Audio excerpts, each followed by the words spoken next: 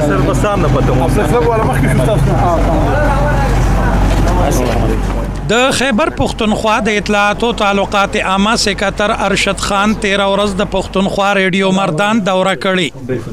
د دې سر موږ ته اوس یو ریسنټلی موږ د کې دا ډرامو پروډکشن کړی دی دا ریډیو ډرامې نه سر. په دغه موقع سټیشن منیجر ساجد محمود خان د انفارمیشن د سیکریټری ترڅنګ د خیبر پختونخوا پریس رجسٹرار محمد انصار الله خلجی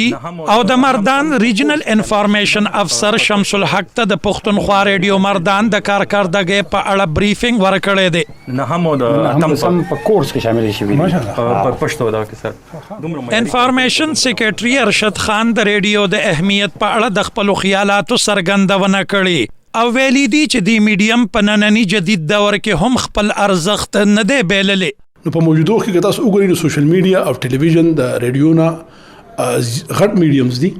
خو هغه زمونږ د پښتنو او خاص کر په قبایلی سیمو کې او کوم ځای چې مذهبي کورنۍ دي نه هغه ریډیو خو اکسپټ کوي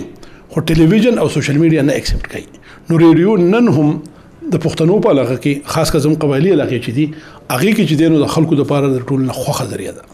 ارشد خان ویلی دی چې د پښتونخوا ریډیو نتورک ټولو خبرونو کې د پښتون سیمې د کلچر او ثقافتي روایتو خیال ساتلی شي.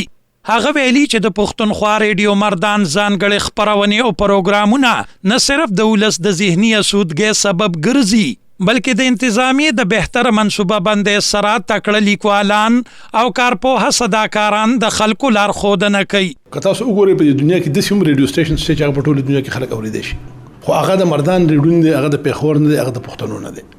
نو دا ډېر ښه خبرې دي چې زمونږ ریډیو سټیشن د هغې چارواکي هغه زمونږ د کلچر مطابق ډېر ښه کانشس دي او زمونږ د ډرامې چې تاسو کوم نومونه واغستې یا زمونږ ایون چې کوم موسیقي هم ان ایر کوو نو موږ دې ته ډېر زیات میټیکولیسلی ګورو چې دا زمونږ د کلچر او زمونږ د مذهب سره هغه ترون خوري.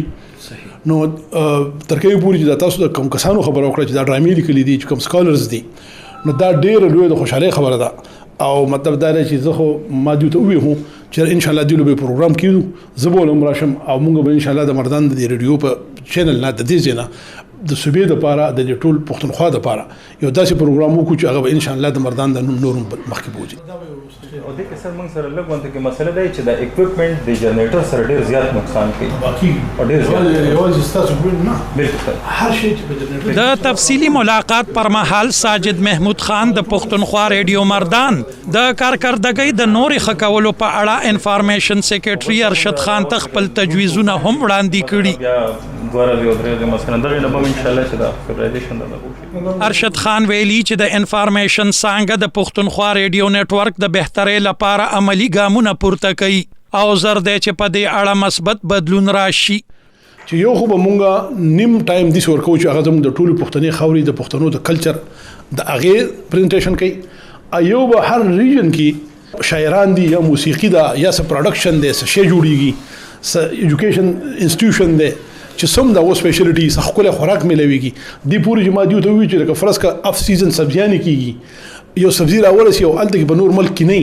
او د هغې هغه ټرانسپورټیشن دپاره چې کوم ځای کې نه هغو ته سړی خبر پاس کړي چې لیټ سپوز چې په شیرګړ کې او په دې ځای کې نن سبا ټماټر او کریلې او تورې رسېدلي دي